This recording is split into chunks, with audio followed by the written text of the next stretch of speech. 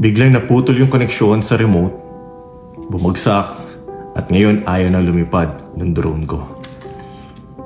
Kung paano nangyari, explain ko sa inyo mamaya, pero for the meantime, ipapakita ko muna sa inyo yung mga videos na nakuhanan o na-record nitong drone ko bago nangyari ang lahat. So stay tuned. So nasa Waterford Green Common ako, sa may market, yung pinaka-bilihan nila doon. At doon ako nag-start magpalipad. At the same time, akala ko naman nagre-record yung dashcam ko. So dapat kasi yung video ko ngayon ay ipakita sa inyo yung lugar ng ng Waterford. Kasi napakagandang lugar to, napakadaming magagandang bahay at tsaka mga Pinoy na nakatira dito. At yun ang sanang content ko ngayon. So yan, itong nakikita nyo ngayon ay nag-start na ako magsalita dyan. Paliko na ako ng Old Commonwealth Path niyan. At napansin ko malakas yung hangin. Pero tinuloy ko pa rin kasi hindi naman, lagi ko naman ginagawa yun na magpalipad ng kasi may kaya naman ng drone na lumipad kahit medyo malakas ang hangin. Nagkakaroon naman siya ng warning pag talagang hindi kaya.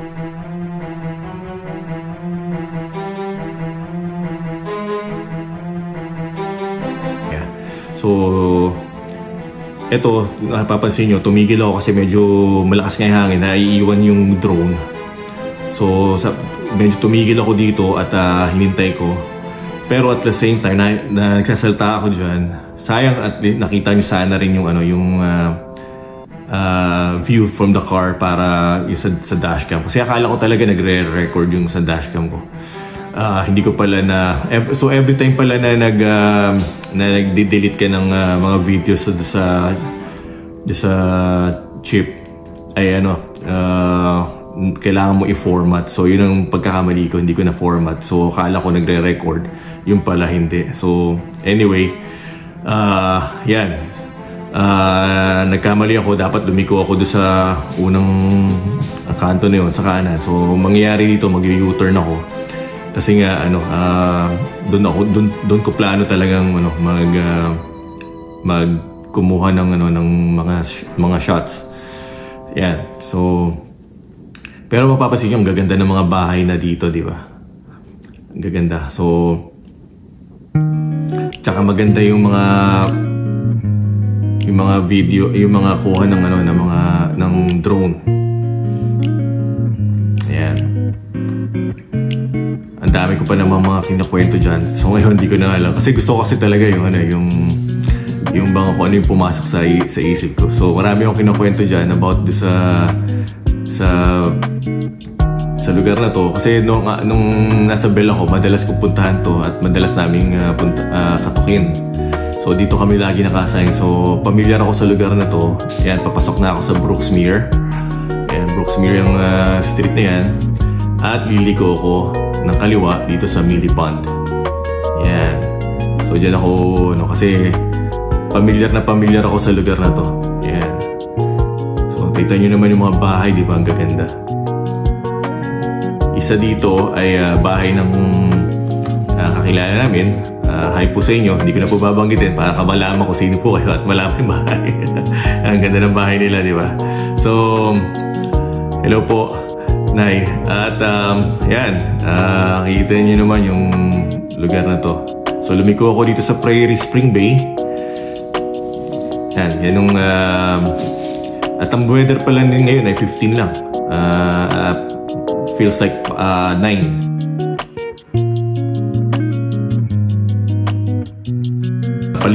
Paikot to itong Prairie Spring Bay. So makikita nyo doon yung sa likod, yung field. Jefferson na yata yun, kung di ako nagkakamali. Yan, ang ganda ng di ba? Ang ganda ng lugar na to, ang ganda ng view. Kaya talaga, sayang talaga. Meron na sana kayo yung view ng yun, di mo napansin nyo, gumalaw yung kasi medyo malakas yung hangin. So minsan nakalog. Yan, dito tumigil ako kasi mayroong liliko sa sa garahe niya. So yun, lumiko siya sa garahe niya. And then diretso tayo. Tapos babalik tayo, liliko ulit tayo ng kaliwa sa Milipan Path. Ayan. So itong lugar na to ay napakadaming Pinoy, lalo na ang mga ibang mga Indian or mga Bombay kung tawagin natin. So yan, halos ang mga bahay niyan ay talagang Pero sabi nung kaibigan namin dito, halos majority talaga rito ay mga Indian.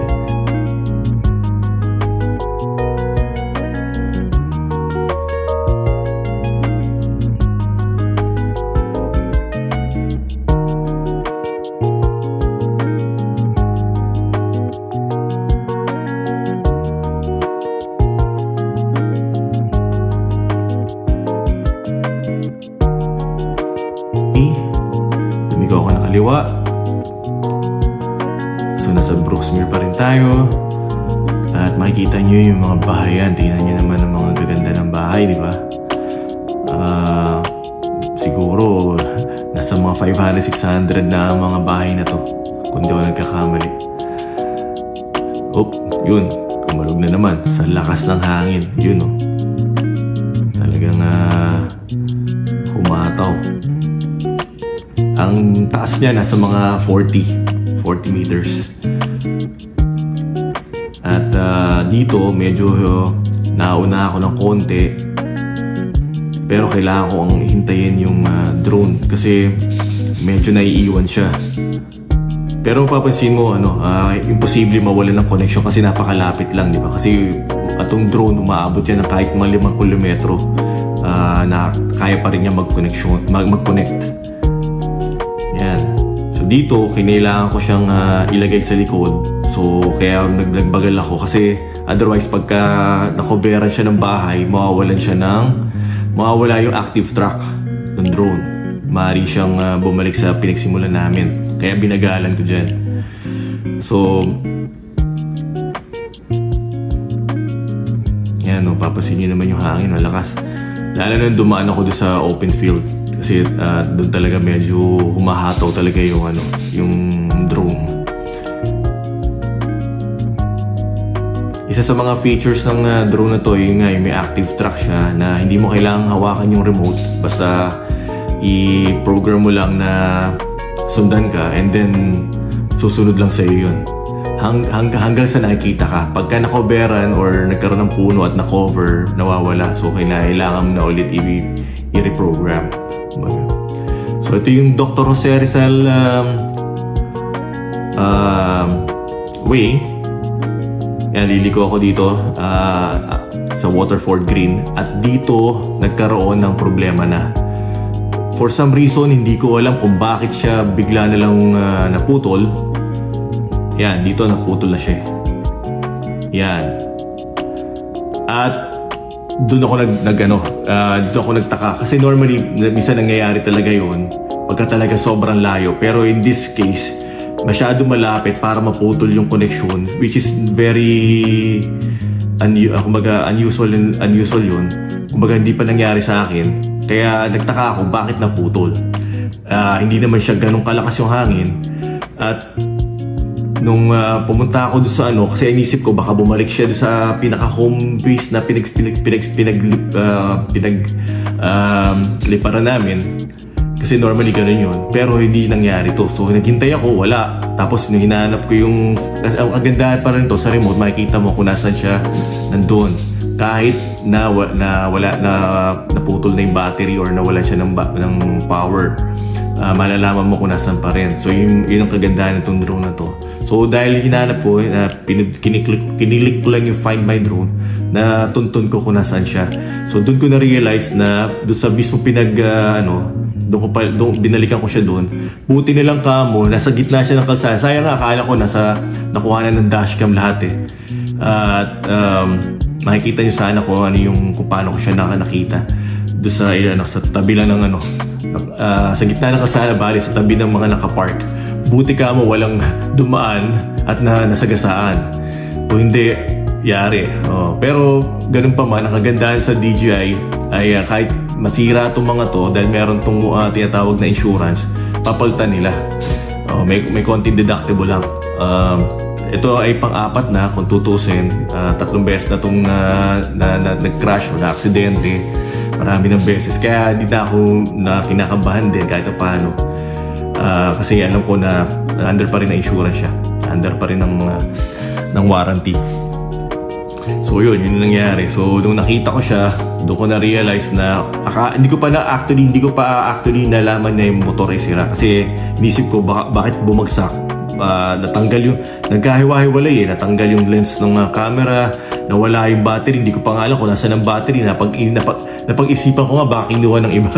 Iniwan lang yung drone tapos tinanggal lang yung battery. Parang ganun. So sobrang dami kong tumakbo sa isip ko. But anyway, nung nakuha ko yung drone tapos umandar lang ang konti, na-realize ko, sabi ko, hanapin ko na rin yung battery. Yung pala, nadaanan ko na sa ilalim ng kotse ko. Pag-andar ko, pag-abante kong ganyan, nakita ko yung battery at nandun na-recover ko naman lahat.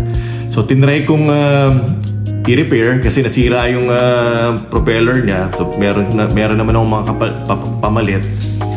At nung napalitan ko na, doon ko na-realize na ayaw niya na yung lumipad kasi yung motor ay na-stuck. Yun ang sinasabi doon sa remote, na yung motor ay unable to rotate due to stuck, parang gano'n. So doon ko na na may sira talaga.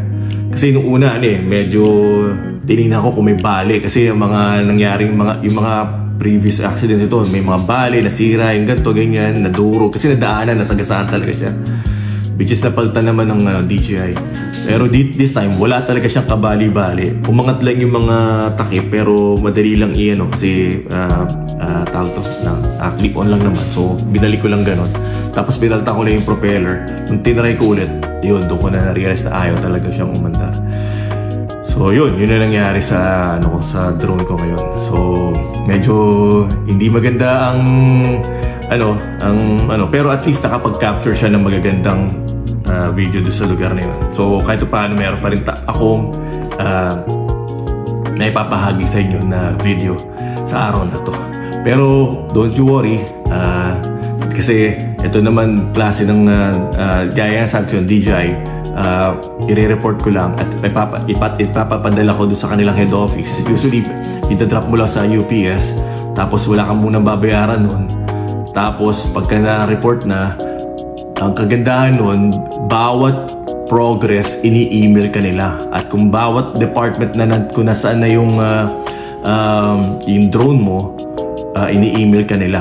So alam mo kung nasaan na, kung na-receive na nila, tapos kung nasaan department na siya nandun, tapos kung malapit na siya matapos at kung kailangan may babayaran, gano'n. So lahat yan, very organized talaga ang DJI pagdating sa ganun. So, yun ang gagawin ko ngayon bukas, sa Sunday. Ewan ko kung bukas lang ang UPS, kung hindi sa Monday, idadrop ko lang sa UPS. And then, within a week or 2, marireceive mo na. Kung kinakailangan palitan, papalitan nila. Kung papalitan lang nila yung motor, mas maganda. Okay rin. Kung papalitan nila yung kabuuan, mas okay kasi at least brand new, diba? Kasi yung tatlo ko, puro brand, pinalitan nila ng bago. So ito, hindi ko alam kung papalitan nila kasi wala namang bali. Pero siguro baka papalitan nila yung motor lang. Yun yung So, anyway, yan ang downside ng pagkakaroon ng ganitong klase ng laruan. Medyo may kamahalan tong hobby na to. Pero ganun pa man, nakakatuwa at nakakapag-capture ka ng mga videos na hindi mo madalas makikita sa iba. So hopefully nagustuhan nyo to. Pasensya na kung medyo ito lang yung naging video natin ngayon, pero at least meron tayong naging video ngayon. Okay? Hanggang sa muli po. Paalam.